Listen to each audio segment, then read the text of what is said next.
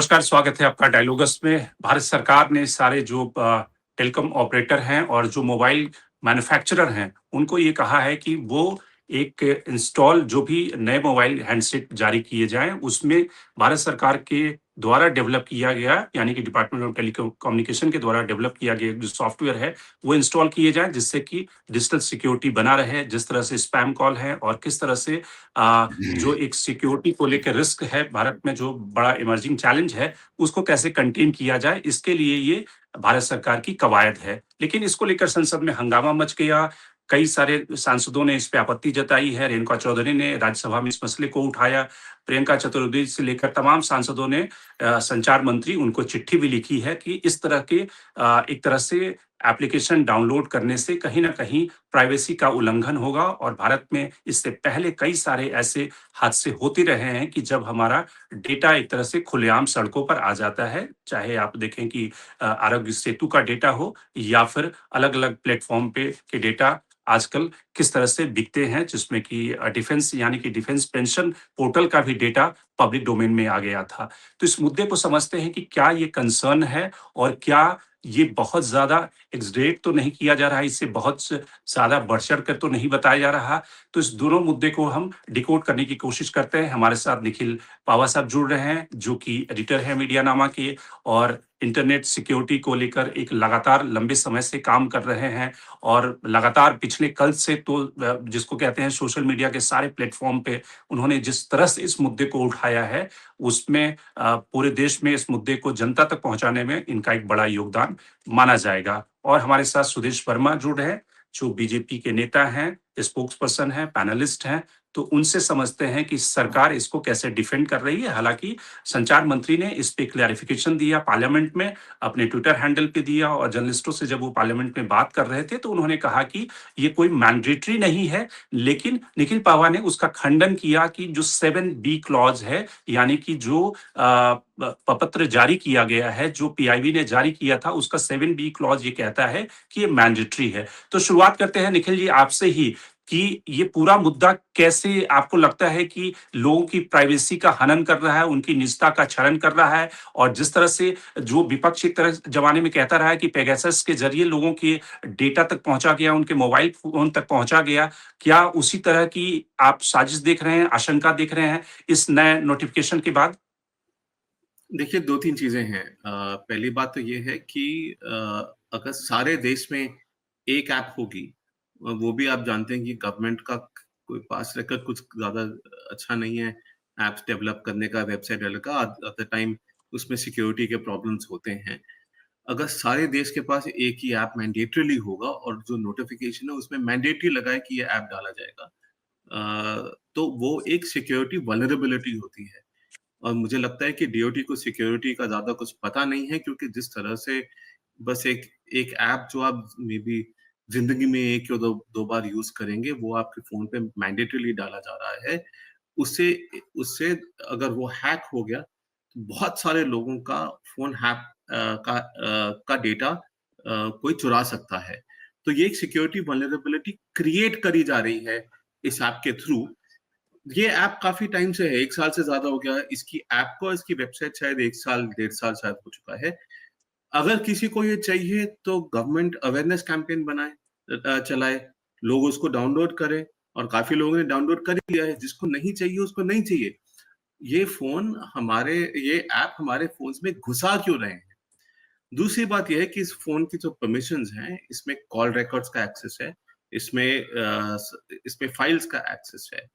तो एक ये रिस्क बन जाता है कि अगर कि गवर्नमेंट भी किसी की फ़ोन से डिटेल्स ले सकती है, क्योंकि हमारे फ़ोन का जो डेटा होता है, एटलीस्ट एंड्रॉयड में, डिवाइस पे वो अनएन्क्रिप्टेड होता है, वो नॉन सिक्योर होता है। सिर्फ़ अगर मैं आपको मैसेज कर रहा हूँ, तो उसमें सिक्योरिटी होती है कि कोई बीच में नहीं पढ़ सकता। तो आपका जो डेटा है, जो आप प्राइवेट रखना चाहते हैं, जो अपने लव्ड वन्स के साथ आप कम्युनिकेट करते हैं, अपने डॉक्टर के साथ हेल्थ रिकॉर्ड्स शेयर करते हैं, और शायद आप मुझे कुछ फ़र्क नहीं होगा या आपको नहीं फ़र्क होगा, पर जैसे कि पत्रकार हैं, वो अपने सोर्सेज़ के साथ बात करते हैं। ऑपोज़िशन पार्टीज़ एक-दूसरे से बात करती हैं और दूसरे लोगों से बात करती हैं। तो ये सबके लिए एक वल्नरेबिलिटी बन जाती है कि गवर्नमेंट को आपके डिवाइस का एक्सेस है। और ये लोकतंत्र में इस टाइप का एक्सेस होना काफी डेंजरस हो सकता है, क्योंकि एक डेमोक्रेटिक प्रोसेस में कोई छेड़छाड़ कर सकता है उस हिसाब से, गवर्नमेंट छेड़छाड़ कर सकती है। और हमारी जो फंडामेंटल राइट्स है, जो फंडामेंटल राइट टू प्राइवेसी है, वो गवर्नमेंट के विरुद्ध बनी है। मतलब government fundamental right to privacy का उल्लंघन नहीं कर सकती, इसीलिए वो फंडामेंटल राइट है। और आपको याद होगा 2014 में जो गवर्नमेंट ऑफ इंडिया ने कोर्ट में बोला था, उस टाइम में कोर्ट में मौजूद था, कि प्राइवेसी फंडामेंटल राइट नहीं है।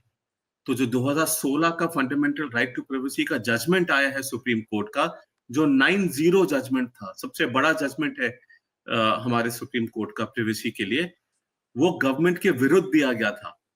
डेटा प्रोटेक्शन लॉ को 7 साल तक नहीं लाया गया।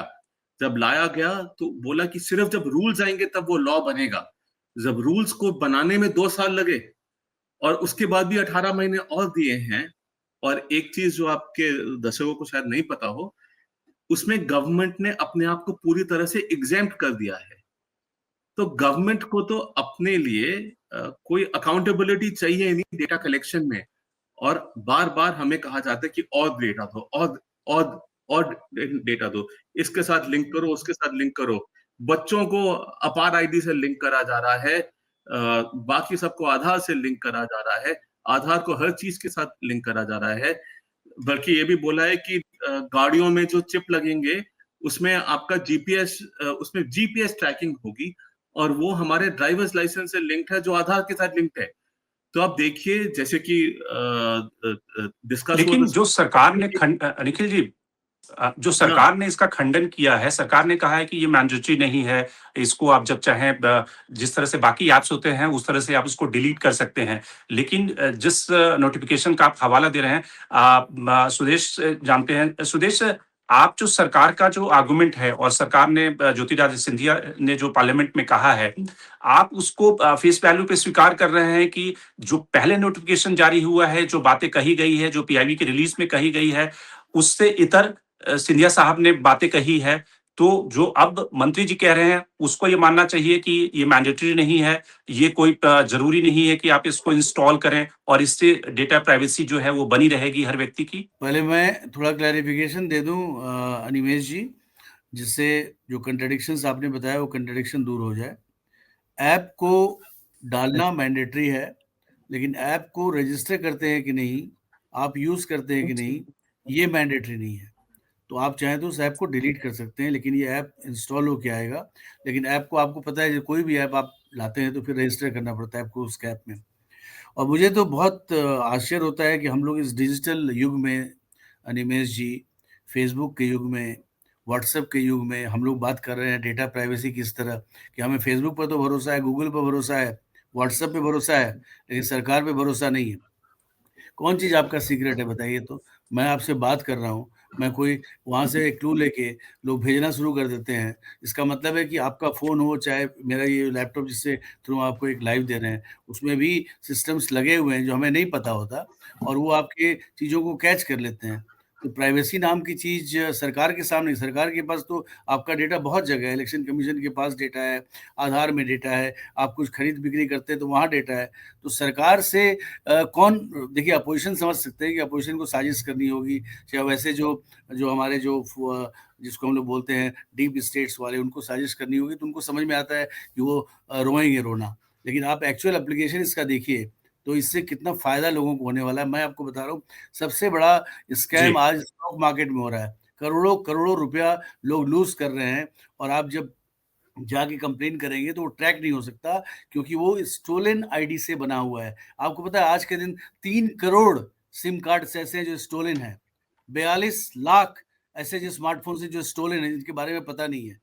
तो जो फ्रॉड होता है इन्हीं सब चीजों से होता है। तो सिटीजन सेंट्रिक कोई रिफॉर्मिस्ट अगर ऐप आ रहा है जो उनको बचाएगा, तो उसमें इतना हाय तौबा क्यों करना? मैं आम व्यक्ति को इतनी प्राइवेसी नहीं चाहिए।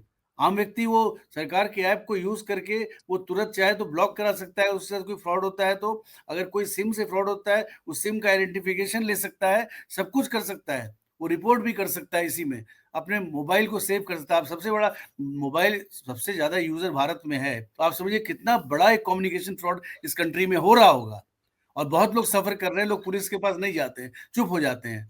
तो उनको बचाने के लिए अगर सरकार एक ऐप ला रही है जिससे कंज्यूमर फ्रेंडली है, तो उसमें हाय तौबा क्यों करना? हम क्या सरकार हम कोई ऐसा काम कर रहे हैं, कोई साजिश रच रहे हैं, कोई देश के खिलाफ काम कर रहे हैं, जो हम चाहते हैं छुप के काम करें? क्या डेटा प्राइवेसी क्या होता है इस इंटरनेट युग में, ये बताइए? सरकार ने तो बता दिया आपको डेटा प्राइवेसी ठीक है, डेटा प्राइवेसी है, आपको फोर्स नहीं किया जा रहा है। लेकिन अगर आप इंटेलेक्चुअल डिस्कशन करना चाहें अनिमेश जी आज के इंटरनेट युग में, तो data privacy is a myth. तो इस पर हाय तौबा नहीं मचाना चाहिए। आप प्रिकॉशंस की बात कर सकते हैं, आप अगर चाहें तो कुछ और बातें डिस्कस कर सकते हैं, जो सुप्रीम कोर्ट ने भी बोला है प्रिकॉशंस की, वो लिया जाएगा। इसमें इतना हाय तौबा क्यों मचाना है? कौन लोग हैं जो मचा रहे हैं? हर समय सरकार को बदनाम करने का प्रयास करना। सरकार 2023 में ये ऐप लाई थी, इस ऐप के यूज भी बहुत बड़े हैं, लेकिन इसको कंपल्सरी इसलिए किया जा रहा है कि सरकार लोगों को बचा सके बहुत से फ्रॉड से। लेकिन सवाल सुदेश जी ये इसलिए है क्योंकि जब आप देखें कि इतना बड़ा जिसको आधार कार्ड का ड्राइव चला और उसमें डेटा इकट्ठा किए गए, आरोग्य सेतु का इतना बड़ा डेटा, इसके अलावा अगर सरकार की नीयत सही भी हो, तब भी ये रिस्क तो है ना कि ये डेटा आपके व्हाट्सएप चैट, आपके सारे फोटो कहीं भी कभी भी लीक हो सकते हैं। अगर आप इस तरह से एक तरह से इस तरह के ऐप को अलाउ करते हैं, हालाँकि अभी भी ज़्यादातर जो हम ऐप को अलाउ करते हैं, उसमें वो आपके मोबाइल फ़ोन का बहुत ज़्यादा कंट्रोल उनके पास में होता है। लेकिन आपको लगता है ये रिस्क और बढ़ सकता है? देखिए, आप एक चीज़ अनिमेश जी, थोड़ा मैं बढ़ाऊँ उस बात को। फेसबुक पर अगर आप हैं, मैं तो फेसबुक पर नहीं हूँ, फेसबुक पर अगर आप हैं, इंस्टाग्राम पर हैं, व्हाट्सएप पर हैं, तो आपको लगता होगा कि आपकी डेटा प्राइवेसी है, लेकिन कोई डेटा प्राइवेसी नहीं है। और सरकार उनसे भी जब चाहे तो इन्फॉर्मेशन माँग सकती है। वो जो बोलते हैं ना एन्क्रिप्टेड है, ये है, वो है, लेकिन उसके बाद भी कैसे, मुझे समझ में नहीं आया। आप कुछ भी टाइप करिए और टाइप करने के बाद वो उस तरह के एडवर्टाइज़मेंट भेजना शुरू कर देते हैं। ये कैसे होता है बताइए?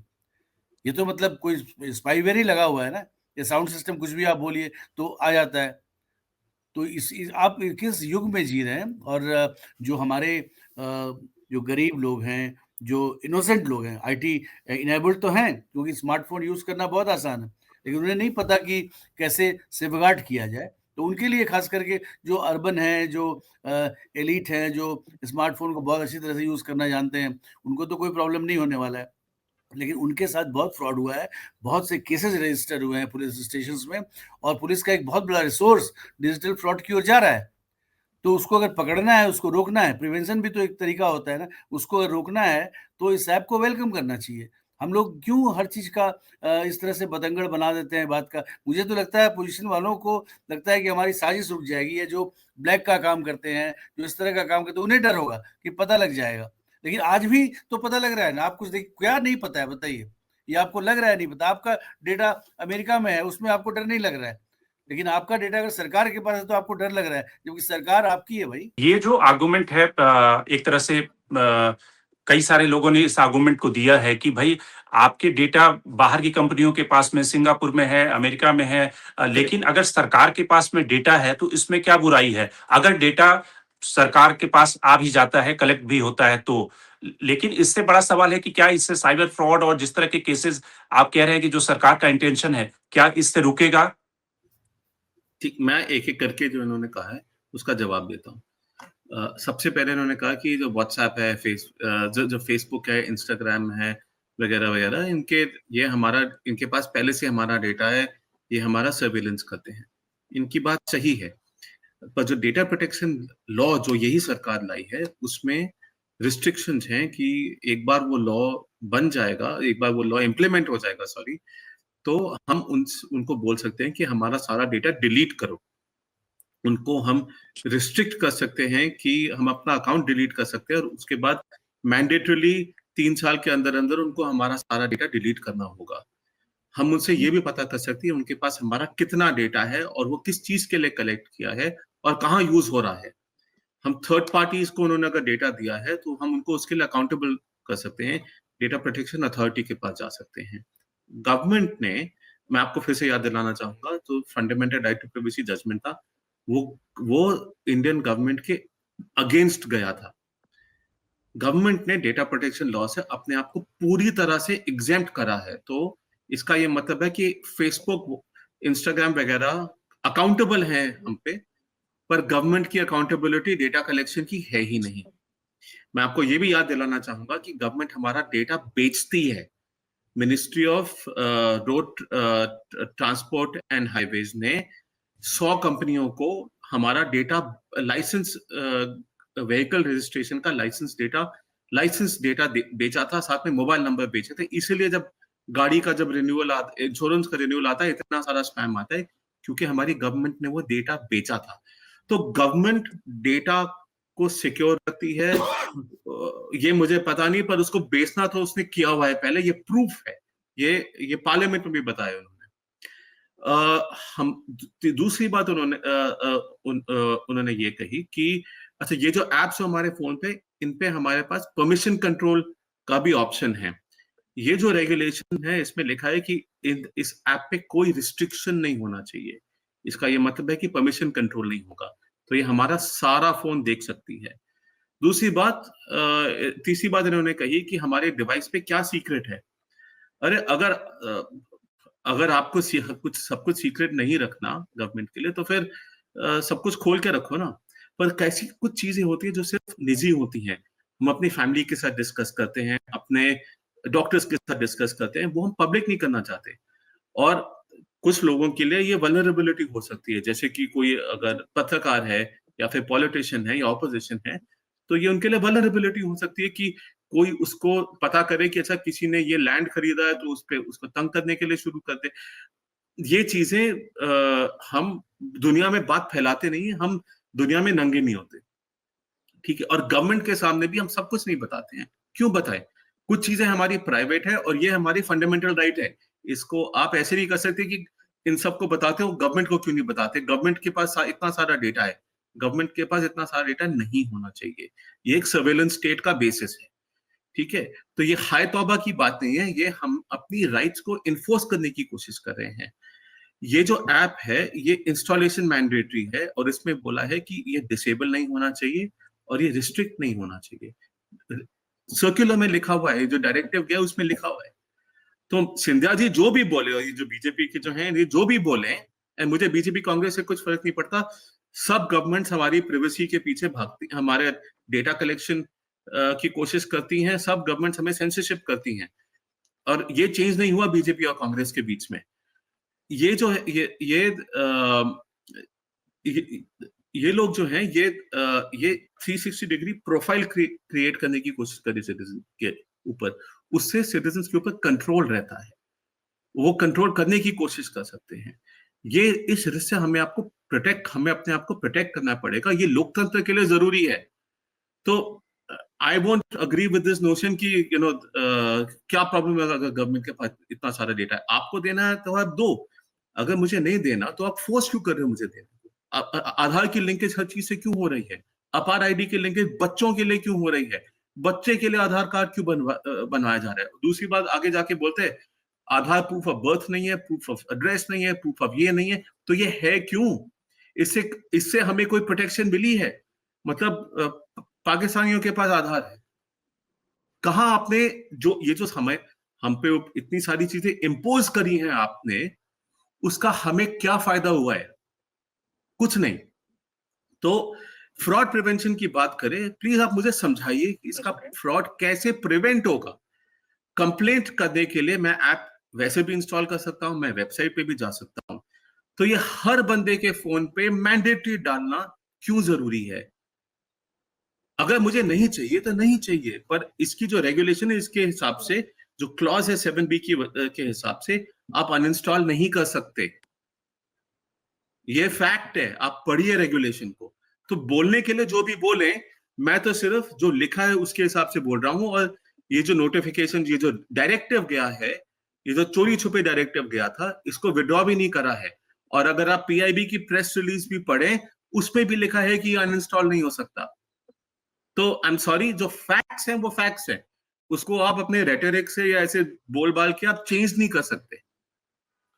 एक सवाल निखिल जी, कि क्या दुनिया में ऐसे कोई देश हैं, ऐसा कोई कंट्री है जो इस तरह की पहले से मोबाइल हैंडसेट में इस तरह का कोई ऐप इंस्टॉल करके लोगों के डेटा को इकट्ठा कर रहा है, या उनकी डिजिटल सिक्योरिटी के लिए कोई प्रोएक्टिव कदम उठा रहा है?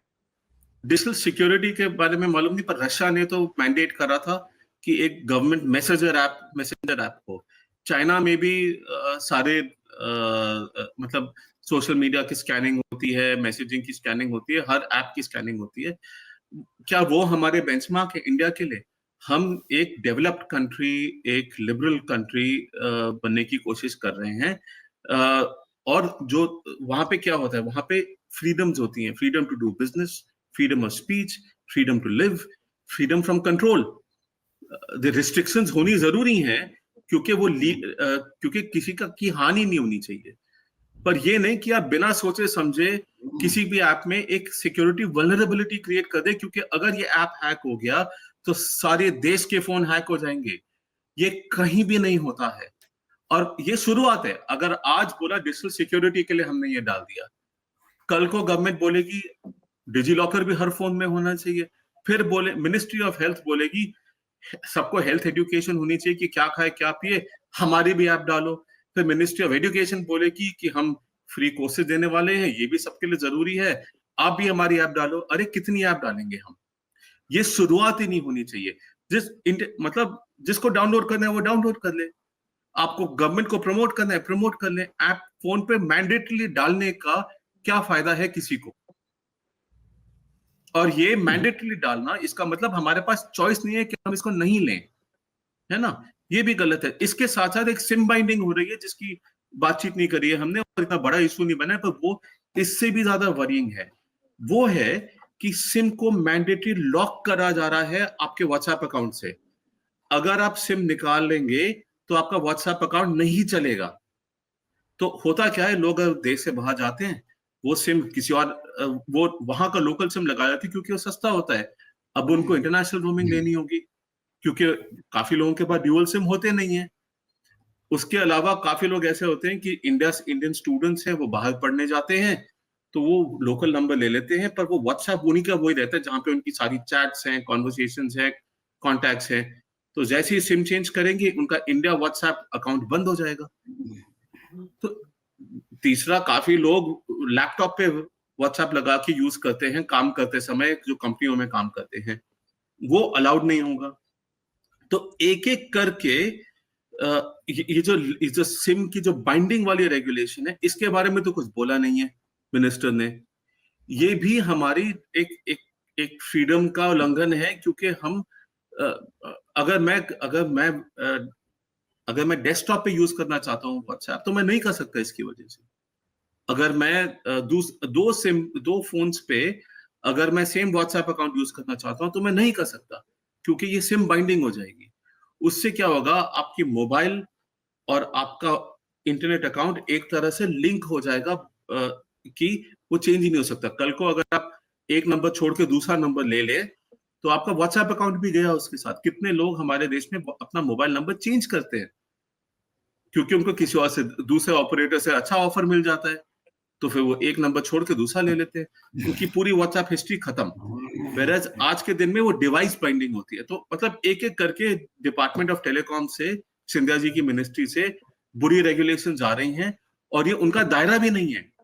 उनका डोमेन जो है वो टेलीकॉम है, और ये इंटरनेट का डोमेन में क्यों घुस रहे हैं, और अश्विनी वैष्णव कैसे अपनी मिनिस्ट्री का जो डोमेन है वो डीओटी को दे जा रहे हैं, ये मुझे समझ नहीं आता। सुदेश जी, एक समय में तो आप लोगों ने व्हाट्सएप प्रमुख बनाए थे और व्हाट्सएप से पूरे चुनाव कैंपेन की शुरुआत हुई थी। अब आप लोग अपोजिशन पार्टियां ने भी उस जिसको कहते हैं गणित में महारत हासिल कर ली है। तो अब आप लोग वाइंडिंग कर रहे हैं कि किस तरह से मोबाइल का सिम से व्हाट्सएप चलेगा नहीं चलेगा, एक ही सिम से वो चलेगा। उसके बाद 360 डिग्री मैपिंग की तैयारी है हर व्यक्ति के प्रोफाइल की, उसके डेटा की। तो आपको लगता है कि क्या इसके पीछे क्या कोई पॉलिटिकल मोटिव तो नहीं है जो लोग आशंका जता रहे हैं? निमेश जी, 12 साल पहले जब मैंने व्हाट्सएप लोड किया था तो बहुत कम लोग व्हाट्सएप पर थे, और लोग हंसते थे कि व्हाट्सएप कौन यूज़ कर रहा है। उसके पहले भी समाज चल रहा था, राजनीति चल रही थी, उसके पहले भी कम्युनिकेशन सिस्टम थे। तो ऐसा नहीं है कि हम व्हाट्सएप ने हमको इतना पंगु बना दिया कि व्हाट्सएप के बिना हम रह ही नहीं सकते। देखिए, main issue right to privacy aspirational ideal type है जो ये डिस्क्राइब कर रहे हैं। लेकिन for a country like India जो इतना सेंसिटिव है, अगर आप देखिए 2014 से जब से मोदी जी आए हैं, उसके बाद से एनआईए की एक्टिविटी को देखिए, कितने अरेस्ट हुए हैं, कितने लोग पकड़े गए हैं। और जो बॉम्ब के इंसिडेंट्स हैं, उसके पहले मैं भी रिपोर्टर था, मुझे याद है कैसे हम लोग डरते थे, कहाँ बॉम्ब फटेगा, कहाँ हम लोग रिपोर्टिंग करने जाते थे और कैसे लाशों को गिनते थे। वो दिन भी आदमी भूला नहीं है। तो ऐसा नहीं है कि भारत उससे बाहर आ चुका है। बहुत कम देश ऐसे हैं जो बोल सकते हैं, ठीक है, नीदरलैंड्स बोल सकता है राइट टू प्राइवेसी के बाद बहुत डेवलप्ड है, दे हैव डिवाइस्ड सिस्टम। लेकिन हमारे जैसा देश, इजराइल जैसा देश ऐसा नहीं बोल सकता, क्योंकि हम लोगों को आइडेंटिटी चाहिए, कौन यूज़ कर रहा है। कोई व्हाट्सएप यूज़ करे, इससे प्रॉब्लम नहीं है। और व्हाट्सएप आप यूज़ करते हैं, उसमें कीवर्ड्स होते हैं, उससे पकड़ लेते हैं लोग जो एजेंसी चला रहे हैं कि आपको क्या चीज़ की ज़रूरत है, आपको एसी की ज़रूरत है, फ्रिज की ज़रूरत है, कि आप क्या कर रहे हैं।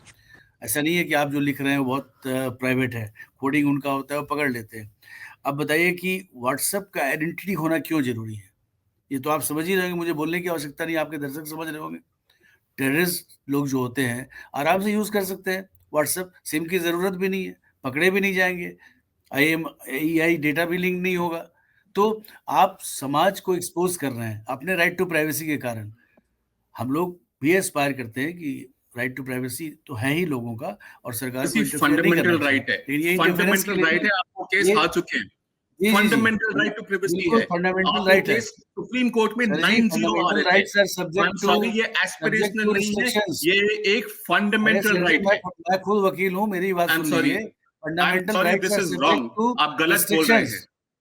रिस्ट्रिक्शंस अगर आप पर लग रहा है, इसको आप रिस्ट्रिक्शंस मत माने, आप माने इनेबिलिटी, इनेबल किया जा रहा है आपको। राइट टू प्राइवेसी की कोई बात ही नहीं कर रहा।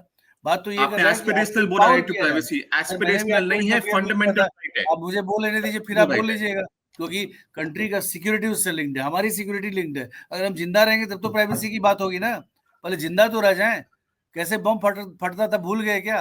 राइट टू प्राइवेसी के कारण क्या, जिसको जो मर्जी जो सिम यूज कर लो, किसी को नहीं जानना चाहिए।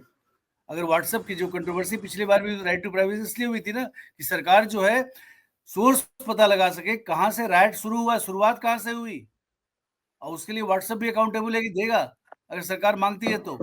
ये स्टेप जो है इंपावरिंग लेजिस्लेशन है। मैं जानता हूँ कितने लोग स्टॉक ट्रेडिंग में फ्रॉड के कारण अपना बहुत करोड़ों करोड़ों रुपया नुकसान हो चुका है उनका, लेकिन वो सिम को आप ट्रैक नहीं कर सकते, देयर लॉस्ट सिम्स। और फिर आप बोलिएगा पुलिस क्यों नहीं पकड़ रही है? मैंने नहीं, आप लेकिन वो तो कह रहे हैं कि भाई उससे जो सुनिए, एग्जिस्टिंग सिम है उससे आप ट्रैक कर सरकार अगर सकते हैं। प्रिकॉशन ले रही है तो लेने दीजिए ना प्रिकॉशन। इसके ऊपर जो मान लीजिए कुछ अभ्रंश होंगे, कुछ नेगेटिव चीजें होंगी, उसको भी ठीक किया जाएगा। इंक्रीमेंटल लेजिस्लेशन होता है ना, क्योंकि साइबर सिक्योरिटी में, हम डिजिटल सिक्योरिटी में अभी बहुत एडवांस तो नहीं हुए हैं, इवॉल्व हो रहा है सिस्टम, तो इवॉल्व होने दीजिए। ये अच्छा है, ये आपके डिबेट के कारण पूरे देश में बहुत लोगों को पता लगा, अपोजिशन के कहने से भी अच्छी बात है ये, लेकिन सही पर्सपेक्टिव में चीजों को देखना बहुत आवश्यक है। जिस तरह से पहले भी, इससे पहले जो डेटा जो पब्लिक अथॉरिटी लेती रही है वो लीक हो जाता है और वो डेटा बाजार में बिक भी जाता है। आज की तारीख में तो लोग पेट्रोल पंप पे ही फॉर्म भर देते हैं और सारा डेटा अपना दे देते हैं। तो वैसी स्थिति में आपको लगता है कि जो सरकार ये डेटा लेगी और ये एक बहुत वॉल्यूमिनस डेटा होगा, उसकी प्रोटेक्शन की गारंटी सरकार के पास में होगी, या जो पब्लिक डेटा होगा, जो लोगों के फोटो होंगे, व्हाट्सएप चैट होंगे, वो सब भी रिलीज होने का, पब्लिक डोमेन में आने का एक जो बड़ा खतरा है वो बरकरार है, और सरकार इसको कैसे एड्रेस करेगी? मुझे नहीं लगता किसी भी सरकार में इतनी हिम्मत होगी कि आपके व्हाट्सएप चैट को या आपके फोटोग्राफ्स को लीक कर दे या उस पर कोई स्पाइंग करे, मुझे नहीं लगता। देखिए मुझे जो लग रहा है, जो फ़ायदा इससे होने वाला है, साइबर सिक्योरिटी में एक बहुत नया आयाम होगा। आपने देखा, खुद मंत्री जी ने बोला कि आपको फोर्स नहीं किया जाएगा, आप उसको डिलीट कर सकते हैं। तो ये सब जब आपके रिस्पॉन्स आ रहे हैं तो उसके साथ-साथ चीज़ें बढ़ती जाएँगी। देखिए आज के दिन सबसे बड़ा चैलेंज क्या है Animesh ji? Real time data. Real time data है ही नहीं। आप बताइए, मैंने आपको एक फिगर दिया, 42 लाख स्मार्टफ़ोन तो चोरी के हैं। तो जो स्मार्टफ़ोन नंबर हम देते हैं, उस नंबर का क्या होगा? सिम का नंबर का क्या होगा? तो रियल टाइम डेटा होगा, तभी जो पॉलिसी मेकर्स हैं, अपने एलोकेशन ऑफ रिसोर्सेज़ को कर सकते हैं, एक्चुअल प्लानिंग कर सकते हैं, कैसे यूज़ किया जाए, कैसे भारत को आगे बढ़ाया जाए, और इसके लिए डेटा बहुत ज़रूरी है, बिना डेटा के तो हो नहीं सकता। डेटा का मिसयूज़ ना हो, ये ज़रूर स्टिपुलेशन होना चाहिए, मैं आपसे एग्री करता हूँ, और सरकार भी कटिबद्ध है इसमें तो कोई दिक्कत ही नहीं है कि सुप्रीम कोर्ट का रूलिंग भी है राइट टू प्राइवेसी। लेकिन हम जब राइट टू प्राइवेसी करते हैं कि बात करते हैं, तो हमें याद रखना चाहिए कि हम चारों तरफ से घिरे हुए हैं और बहुत सी ताकतें भारत को कमज़ोर करने पर लगी हुई हैं। अगर हमारी एजेंसियाँ सक्सेसफुल हो रही हैं, तो निश्चिंत ही साइबर सिक्योरिटी और डिजिटल जो इन्वेस्टिगेशन है, अच्छा हो रहा है। लोग पकड़े जा रहे हैं। देखिए, अभी जो बम ब्लास्ट दिल्ली में हुआ था, आपको पता है इसके चेन कहाँ-कहाँ थे और कैसे हो रहा था। आज आप किसी को देख के नहीं बता सकते, कोई टेररिस्ट का कोई सूरत नहीं होता, वो हमारे आपके भेष में आ सकता है। लेकिन अगर उसी से तो पता लगेगा ना, जिस फ़ोन को यूज़ कर रहा है। फ़ोन आम आदमी के लिए इनेबलिंग मैकेनिज़्म है, लेकिन जो क्रिमिनल्स हैं उनके लिए तो एक एसेट हो जाता है, कैसे क्राइम को बढ़ाया जाए। तो सरकार का भी काम है कि पुलिस को भी हेल्प करे जिससे क्राइम ना हो। तो मुझे लगता है कि ये ऐप जो है काफ़ी सार्थक होगा लोगों के लिए भी और इन्वेस्टिगेटिव एजेंसीज़ के लिए भी, जिससे कि हम रियल टाइम डेटा से जान सकें कि हम कहाँ जा रहे हैं, चीज़ों को पकड़ सकें और क्राइम को होने से रोक सकें। निश्चित तौर से सरकार का जो इंटेंशन है वो कि किस तरह से डिजिटल सिक्योरिटी और मोबाइल सिक्योरिटी में और ज़्यादा सेफगार्ड ला करके जो डिजिटल फ्रॉड है उसको कैसे रोका जाए। लेकिन जो दूसरा पक्ष है कि ये जो डेटा अगर कलेक्ट किया गया उससे राइट टू जो प्राइवेसी है उसका उल्लंघन नहीं हो, यानी कि व्यक्ति की जो निजता है उसका उल्लंघन नहीं हो। उनके चैट, उनके डेटा, उनके नंबर्स, उनके फ़ोटो पब्लिक डोमेन में ना आए, ये एक बड़ा चैलेंज है सरकार के सामने। तो आज के कार्यक्रम में इतना ही। सुदेश वर्मा, आप हमसे हमारे साथ जुड़े, आपका बहुत-बहुत धन्यवाद। निखिल पहवा साहब, आप हमारे साथ जुड़े, आपका बहुत-बहुत धन्यवाद। देश दुनिया की बाकी खबरों के लिए बने रहिए आप डायलॉग्स के साथ।